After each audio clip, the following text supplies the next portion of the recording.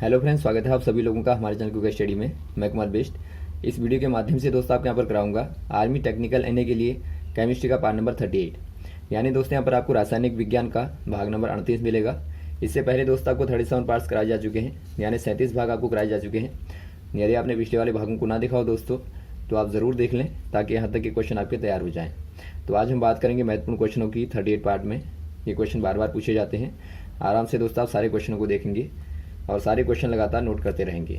ये सारे क्वेश्चन दोस्तों यदि आप नोट्स बना के रखेंगे तो एग्जाम के पहले आप इनको आराम से प्रिपेयर करके आप अच्छी तैयारी कर सकते हैं। तो देखिए, शुरू करते हैं आज के क्वेश्चनों को।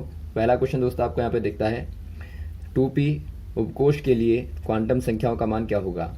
यानी आपको पूछा गया है quantum numbers value for 2p subshell are. दोस्तों यहाँ पे देखिए, पहले हम बात कर लेते हैं क्वांटम नंबर क्या होते हैं। क्वांटम नंबर दोस्तों एक प्रकार से यहाँ पे जो इलेक्ट्रॉन होता है किसी एटॉम में, मान लीजिए यहाँ पे एटॉम है और एटॉम में आपको मालूम होगा दोस्तों यहाँ पे न्यूक्लियाई होता है जहाँ पे प्रोटॉन न्यूट्रॉन होते हैं और चारों ओर इलेक्ट्रॉन चक्कर लगाते हैं। ये दोस्तों आपकी शैलें कहलाती हैं, यानी आप इनको यहाँ पे कोश कहते हैं या फिर आप कक्षाएँ कहते हैं। और शैल के पास में दोस्तों सब शैलें होती हैं, सब शैल, यानी आप इनको SPDF कहते हैं। अब यहाँ पे देखिए, यदि आपको इलेक्ट्रॉन की प्रॉपर पोजीशन यहाँ पे मालूम करनी है, मान लीजिए आपको ये वाला इलेक्ट्रॉन दोस्तों पता करना है कहाँ पे है, तो इसके लिए आप क्या इस्तेमाल करेंगे, यहाँ पर आप क्वांटम नंबर्स का इस्तेमाल करते हैं। जैसा कि दोस्तों यदि आप एग्जाम्पल के तौर पर देखें, किसी बिल्डिंग में यहाँ पे यदि आप देखें किसी व्यक्ति को, मान लीजिए यहाँ पे बहुत सारे कमरे हैं, तो यदि आपको दोस्तों किसी पर्टिकुलर व्यक्ति की पोजीशन यहाँ पे मालूम करनी है तो इसके लिए जो आप पैरामीटर इस्तेमाल करेंगे वैसे ही आप यहाँ पे क्वांटम नंबर्स का दोस्तों इस्तेमाल करते हैं। अब यहाँ पे देखिए, जो क्वांटम नंबर होते हैं दोस्तों 4 प्रकार के होते हैं, 4 नंबर होते हैं। N होता है, L होता है, M होता है और S होता है। पहला दोस्तों आपका प्रिंसिपल क्वांटम नंबर है, सेकंड वाला आपका एलिज़ाबेथुम क्वांटम नंबर है, थर्ड वाला मैग्नेटिक क्वांटम नंबर और फोर्थ वाला स्पिन क्वांटम नंबर। अब यहाँ पे देखिए आपको दिया गया है 2p। जो पहला वाला यहाँ पे नंबर होता है दोस्तों, जो भी यहाँ पे पहले दिया होगा, ये आपका प्रिंसिपल क्वांटम नंबर होता है। यानी ये दोस्तों क्या दिखाता है, यहाँ पर साइज को दिखाता है या फिर आप कहें दोस्तों शेल को दिखाता है। यानी कि यहाँ पर आप देखते हैं सेकंड वाली शेल यहाँ पर आपको दिखती है।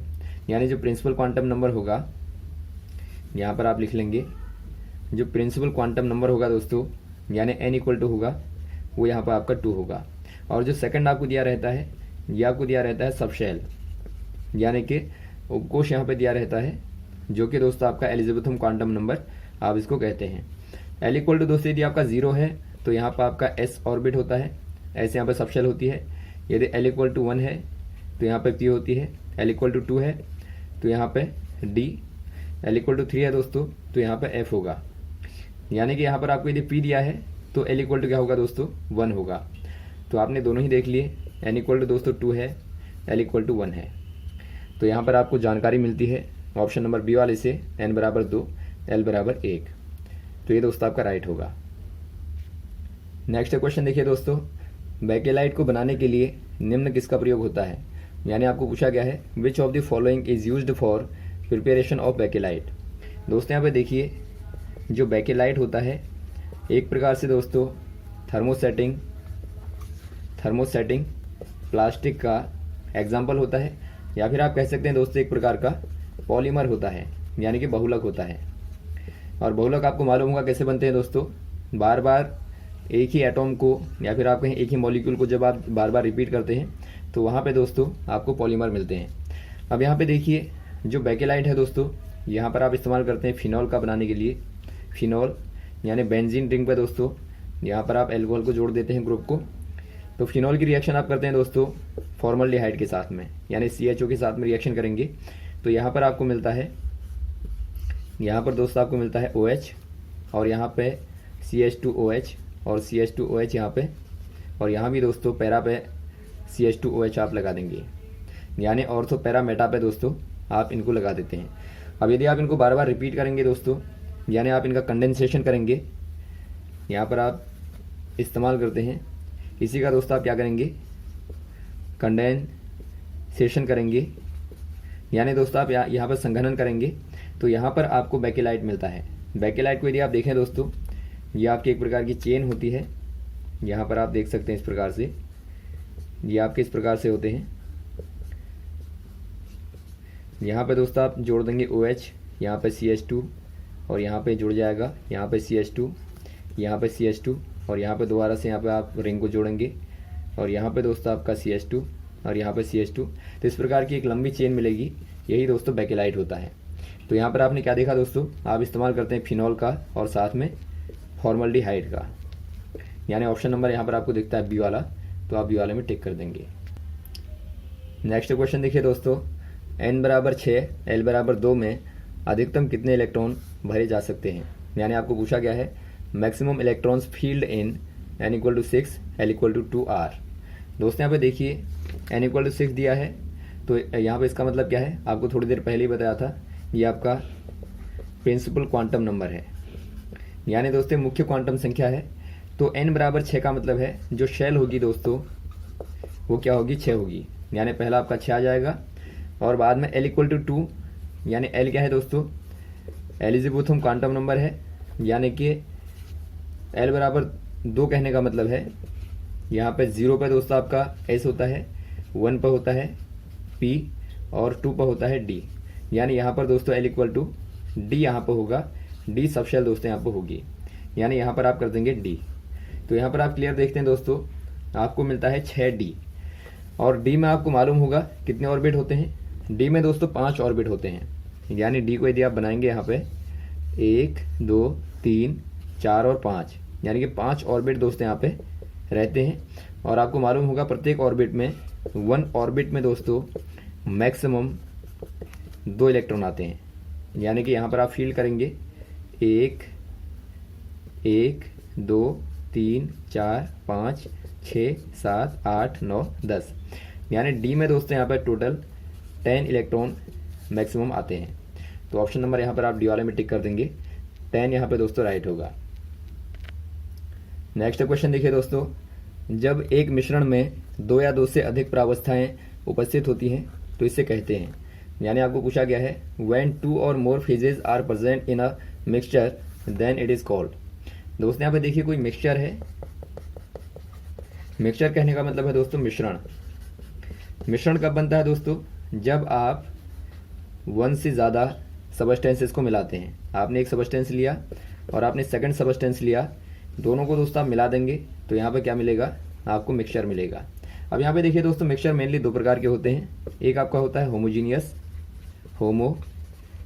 यानी कि आप इसको समांग मिश्रण बोलते हैं। समांग मिश्रण का दोस्तों आप एग्जाम्पल देखें तो यहाँ पर आपने मान लीजिए बीकर में वाटर लिया और साथ में दोस्तों आपने शुगर को ले लिया या फिर आप सॉल्ट को ले लें।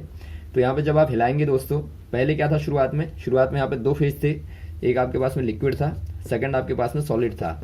लेकिन जब आपने दोस्तों इनको मिला दिया तो यहाँ पे जो आपका सॉलिड है वो दोस्तों आपका लिक्विड के साथ में कन्वर्ट हो गया। बाद में यहाँ पर आप देखते हैं केवल दोस्तों यहाँ पर आपको 1 फेज दिखता है, यानी एक ही दोस्तों आपको यहाँ पे प्रावस्था दिखती है। तो ऐसे वाले मिक्सचर को दोस्तों आप समांग कहते हैं, यानी यहाँ पर आपको 1 फेज मिलेगा।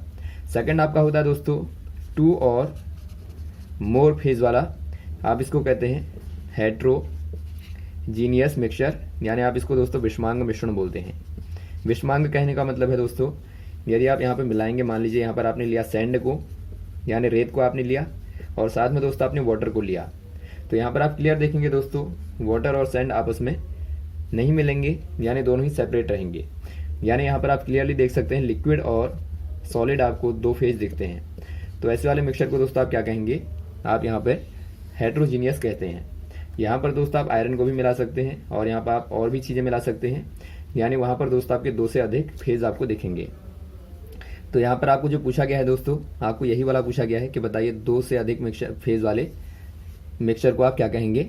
आप दोस्तों यहाँ पे कह देंगे हेट्रोजीनियस, यानी कि विषमांग मिश्रण हो जाएगा। तो ऑप्शन नंबर दोस्तों आप बी वाले में टिक कर देंगे। और समांग का एग्जाम्पल होता है दोस्तों सॉल्यूशन, यानी जो विलयन होता है एक प्रकार से होमोजीनियस होता है। नेक्स्ट क्वेश्चन देखिए दोस्तों, जब विरंजक चूर्ण को CO2 के साथ में क्रिया कराई जाती है तब क्या बनता है। यानी आपको पूछा गया है when bleaching powder treated with carbon dioxide then. दोस्तों यहाँ पे देखिए यदि आप विरंजक चूर्ण की बात करें, यानी कि ब्लीचिंग पाउडर की बात करें, यहाँ पे दोस्तों आपका फॉर्मूला होता है CaOCl2 और यहाँ पर रिएक्शन करनी है आपको कार्बन डाइऑक्साइड के साथ में, यानी CO2 के साथ में। तो क्या बनेगा दोस्तों, यहाँ पर CaCO3 बनेगा पहला, यानी कैल्शियम कार्बोनेट बनेगा, और साथ में दोस्तों क्लोरीन गैस यहाँ पर रिलीज होती है। तो यहाँ पर जो आपको दिया गया है दोस्तों ऑप्शन नंबर बी वाला, क्लोरीन गैस रिलीज्ड, यानी क्लोरीन गैस दोस्तों मुक्त होती है। तो ऑप्शन नंबर यहाँ पर आप बी वाले में टिक कर देंगे। नेक्स्ट क्वेश्चन देखिए दोस्तों, ब्राउनियन गति कोलाइडी विलियन के डेडेस गुण को व्यक्त करती है। यानी आपको पूछा गया है ब्राउनियन मोमेंट एक्सप्लेन द डेडेस प्रॉपर्टी ऑफ कोलॉइडल सॉल्यूशंस। दोस्तों यहाँ पे देखिए जो कोलॉइडल सॉल्यूशन होते हैं, आपको थोड़ी देर पहले हमने बात की थी, 2 फेज यहाँ पे सिस्टम होता है। यानी कि दोस्तों यहाँ पे 2 फेज होंगे, या तो दोस्तों आपका लिक्विड और सॉलिड होगा, या आपका लिक्विड और गैस होगा, या फिर आपका गैस और सॉलिड होगा। तो इस प्रकार से दोस्तों आपके 2 फेज यहाँ पे कम से कम होते हैं।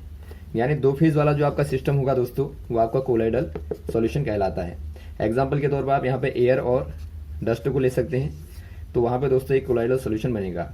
अब यहाँ पे देखिए जो कोलॉइडल सॉल्यूशन होता है दोस्तों, मान लीजिए यहाँ पर आपने ले लिया, आपने किसी पात्र में लिया, किसी यहाँ पे वेसल में, बर्तन में ले लिया दोस्तों। इस प्रकार से छोटे छोटे पार्टिकल यहाँ पे अलग अलग साइज के यहाँ पे होते हैं। तो यहाँ पे दोस्तों जो आपके बड़े साइज वाले पार्टिकल होते हैं वो आपस में क्या करते हैं, टक्कर करते हैं। यानी यहाँ पर टकराने के बाद में इनमें इस प्रकार का दोस्तों पैटर्न दिखाई देता है। यदि आप यहाँ पे माइक्रोस्कोप से देखेंगे तो आपको इस प्रकार का पैटर्न दिखाई देता है। यानी इससे आपको क्या मालूम होता है, इससे मालूम होता है दोस्तों ये पार्टिकल लगातार क्या कर रहे हैं, ये गति कर रहे हैं, यानी दोस्तों मोशन में है। या फिर आप कह सकते हैं इनके पास में क्या है, काइनेटिक एनर्जी है, यानी गतिज ऊर्जा है। तो ये जिंगजेम क्या दिखाएगा दोस्तों आपको, ये जो पाथ है ये दिखा रहा है जो कोलाइडल पार्टिकल है उनके पास में काइनेटिक एनर्जी होती है। तो ऑप्शन नंबर यहाँ पर आपको दिखता है सी वाला, ये दोस्तों काइनेटिक प्रॉपर्टी को शो करता है।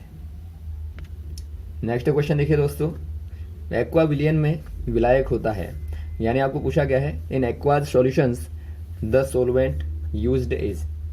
दोस्तों यहाँ पे देखिए कोई सॉल्यूशन होता है तो वहाँ पे 2 चीज़ें होती हैं, एक आपका होता है सोलवेंट, यानी आप इसको कहते हैं विलायक, दूसरा होता है दोस्तों सॉल्यूट, यानी जो विलेय होता है।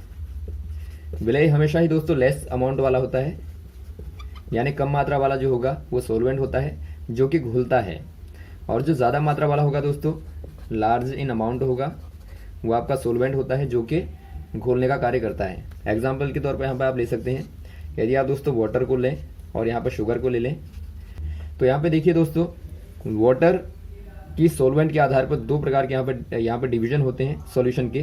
पहला होता है एक्वाज सॉल्यूशन, पहला दोस्तों आपका होता है एक्वाज सॉल्यूशन, इसे आप जलीय विलयन भी कहते हैं।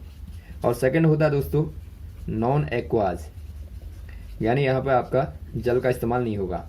तो यहाँ पर आप क्लियर देखते हैं जो एक्वाज वाला सॉल्यूशन होता है दोस्तों, वहाँ पे आप सोलवेंट के तौर पे वाटर को लेते हैं, यानी कि पानी को आप लेते हैं। तो यहाँ पर आप कह देंगे ऑप्शन नंबर डी वाला हो जाएगा दोस्तों, यहाँ पर आप सोलवेंट के तौर पे, विलायक के तौर पे वाटर को लेते हैं। नेक्स्ट क्वेश्चन देखिए दोस्तों, BCNF तथा SI तत्वों का सही आधात्विक क्रम क्या होगा। यानी आपको पूछा गया है the correct order of non metallic characters in boron, carbon, nitrogen, fluorine and silicon. दोस्तों यहाँ पे देखिए यदि आपको बताना है नॉन मेटेलिक प्रॉपर्टी, यानी आधात्विक गुण को बताना है, आधात्विक गुण का दोस्तों आपको सही क्रम बताना है कौन सा होगा। यदि आप बात करें दोस्तों यहाँ पे पीरियड की, यानी आप यदि आवर्त की बात करें पीरियोडिक टेबल में, तो यदि आप दोस्तों लेफ्ट से राइट को जाते हैं, यानी आप जब बाएं से दाईं ओर जाएंगे तो वहाँ पर लगातार जो नॉन मेटेलिक कैरेक्टर है दोस्तों, नॉन मेटेलिक जो कैरेक्टर होता है, यानी जो नॉन मेटेलिक गुण होता है दोस्तों, ये क्या करता है, लगातार इंक्रीज होता है, यानी बढ़ता है। क्यों बढ़ता है, due to decrease in atomic size, यानी जो एटॉमिक साइज होता है दोस्तों लेफ्ट से राइट को जाने में घटता है, और उसके कारण यहाँ पे जो नॉन मेटेलिक प्रॉपर्टी है वो इंक्रीज होती है। तो यहाँ पर आप क्लियर देखते हैं, यदि आप यहाँ पे देखें जो बोरॉन है दोस्तों 5 पे आता है, और जो कार्बन है 6 पे आता है, और जो यहाँ पर नाइट्रोजन है वो 7 पा आती है, और फ्लोरीन दोस्तों 9 पा आती है। तो यहाँ पर आप देखते हैं आपका दोस्तों लेफ्ट टू राइट यहाँ पर आपको देखते हैं, यानी कि जो F होगा दोस्तों ये आपका सबसे अधात्विक होगा, बाद में N होगा, बाद में कार्बन होगा, बाद में बोरॉन होगा। अब यदि आप बात करें दोस्तों यहाँ पे सिलिकॉन की, तो सिलिकॉन कहाँ पड़ता है दोस्तों, ये आपका टॉप टू बॉटम आने में पड़ता है।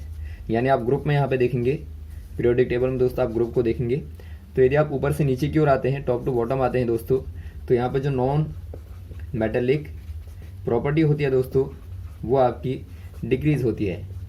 यानी आप जितना नीचे की ओर आएंगे दोस्तों आपको वहाँ पे धात्विक प्रॉपर्टी ज़्यादा दिखेगी, यानी कि मेटेलिक प्रॉपर्टी दोस्तों वहाँ पर आपको ज़्यादा दिखेगी। यानी यहाँ पर आप देखेंगे कहेंगे दोस्तों जो सिलिकॉन है इन सबसे दोस्तों क्या होगा, ज़्यादा मेटेलिक होगा, यानी कि दोस्तों कम से कम नॉन मेटेलिक होगा।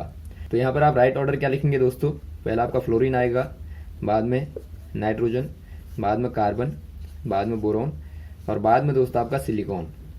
यानी ये आपका दोस्तों सर्वाधिक क्या होगा, नॉन मेटेलिक होगा। तो ऑप्शन नंबर यहाँ पर आपको दिखता है सी वाला, तो आप सी वाले में टिक कर देंगे। अगला क्वेश्चन देखिए दोस्तों, उपचयित गुण के आधार पर फ्लोरीन, क्लोरीन, ऑक्सीजन तथा नाइट्रोजन की रासायनिक क्रियाशीलता का सही क्रम क्या होगा। यानी आपको पूछा गया है in fluorine, chlorine, oxygen and nitrogen the correct order of their chemical reactivity in terms of oxidising property. दोस्तों यहाँ पे देखिए आपको रिएक्टिविटी बतानी है, इनमें से सर्वाधिक किसकी होगी, किनके आधार पर दोस्तों, ऑक्सीडाइजिंग प्रॉपर्टी के आधार पर, यानी कि उपचयित गुण के आधार पर आपको बताना है कौन ज़्यादा क्रियाशील होगा। यहाँ पर दोस्तों आप क्या करेंगे, देखिए यदि आप बात करें पीरियोडिक टेबल में पीरियड की दोस्तों, यानी आवर्त में यदि आप देखें, यदि आप दोस्तों लेफ्ट टू राइट जाते हैं, यानी यहाँ पर जब आप दोस्तों एटॉमिक नंबर को इंक्रीज ऑर्डर में देखते हैं, यानी बढ़ते क्रम में देखते हैं, तो यहाँ पे दोस्तों जो ऑक्सीडाइजिंग प्रॉपर्टी होती है, ऑक्सीडाइजिंग जो प्रॉपर्टी होती है ये दोस्तों इंक्रीज होती है। यानी आप यहाँ पर लेफ्ट टू राइट जाएंगे तो इंक्रीज होती हुई दिखाई देगी। तो यहाँ पर आप देखते हैं दोस्तों जो आपको यहाँ पर दिए हैं एलिमेंट दिए हैं, यहाँ पर दोस्तों आप 3 एलिमेंटों को देखें, N को, O को और F को। आप देखते हैं N दोस्तों आपका 7 पर आता है, O 8 पर आता है, F 9 पर आता है। यानी आप यहाँ पर लेफ्ट टू राइट जाएंगे तो यहाँ पर दोस्तों क्या दिखेगा, ऑक्सीडाइजिंग प्रॉपर्टी लगातार बढ़ती है। यानी इसका मतलब है दोस्तों जो F होगा वो आपका ज़्यादा ऑक्सीडाइजर होगा O से, और O जो है N से ज़्यादा ऑक्सीडाइजर होगा। यानी यहाँ पर सही क्रम जो होगा तीनों का, F दोस्तों आपका पहले आएगा, बाद में O, बाद में N। अब यदि आप बात करें Cl की दोस्तों, तो यदि आप टॉप से बॉटम में आते हैं तो यहाँ पे दोस्तों जो ऑक्सीडाइजिंग प्रॉपर्टी होती है डिक्रीज होती है। यानी आप देखते हैं F के बाद दोस्तों यहाँ पर Cl आता है, ब्रोमीन आता है, और बाद में आपका यहाँ पे नीचे आयोडीन आता है। यानी दोस्तों आपका Cl जो है F के बाद में आता है नीचे को जाने में। यानी Cl दोस्तों क्या होगा, F से कम यहाँ पर ऑक्सीडाइजर होगा, और O से दोस्तों यहाँ पे Cl क्या होता है, हमेशा ही दोस्तों कम ऑक्सीडाइजर होता है, यानी कि लेस ऑक्सीडाइजर होता है। तो यहाँ पर जो सही क्रम होगा दोस्तों क्या हो जाएगा, पहला आपका F आएगा, बाद में यहाँ पर O आएगा, बाद में Cl और बाद में N आएगा। यानी ऑप्शन नंबर यहाँ पर आपको दिखता है बी वाला, तो बी वाले में आप टिक कर देंगे। अगला क्वेश्चन देखिए दोस्तों, CaSO4 2H2O का आणविक द्रव्यमान क्या होगा। यानी आपको पूछा गया है what will be the molecular mass of calcium sulphate, और यहाँ पर आपकी 2H2O है। यानी दोस्तों यहाँ पे जो आपको दिया गया है ये आपका क्या है दोस्तों, जिप्सम है। जिप्सम का आपको दोस्तों क्या बताना है, मोलर मास बताना है। आप कैसे निकालेंगे दोस्तों, यहाँ पे देखिए CaSO4 और 2H2O है। यहाँ पे दोस्तों पहले आपको यहाँ पर अलग अलग जो एलिमेंट दिए हैं उनका मालूम होना चाहिए, जो मोलर मास होता है क्या होता है, यानी एटॉमिक मास यहाँ पर दोस्तों आपको मालूम होना चाहिए। यहाँ पे देखिए कैल्शियम का दोस्तों एटॉमिक मास क्या होता है, 40.08 होता है। एस का यहाँ पे 32.07 होता है, ओ का 16 होता है, एच का दोस्तों यहाँ पर 1 होता है। अब यदि आप यहाँ पे इनको फॉर्मूले में रख दें दोस्तों तो क्या मिलेगा, देखिए आपको यहाँ पे Ca यानी कि 40.08, और जहाँ पे दोस्तों आपका दूसरा वाला एलिमेंट शुरू होगा बीच में आप प्लस यहाँ पे लगा देंगे, यानी ऐड कर देंगे। बाद में आपका 32.07 और प्लस लगाने के बाद में ओ दोस्तों यहाँ पे देखिए आपके 4 हैं, तो 4 इंटू करेंगे आप, 4 इंटू दोस्तों यहाँ पर आप करेंगे 16, और बाद में प्लस लगाएंगे। देखिए 2H2O है, यानी कि दोस्तों आपका 2 करेंगे और ब्रैकेट में यहाँ पे H2O का यहाँ पे मोलर मास लिखेंगे, यानी कि 2 गुणा 1 और धन 16 कर देंगे। तो यहाँ पर ऐड करने पर दोस्तों यहाँ पर आपको मिलेगा 172.2, यानी ऑप्शन नंबर यहाँ पर आपको बी वाला दिखता है, तो बी वाले में आप टिक कर देंगे। तो यहाँ तक के क्वेश्चनों को तैयार करें दोस्तों आप। उम्मीद है आपको क्वेश्चन अच्छे लगे होंगे, और भी इस प्रकार के क्वेश्चन आपको लगातार बताते रहेंगे, हमारे साथ भी बने रहेगा। Okay, thanks. जय हिंद, जय भारत।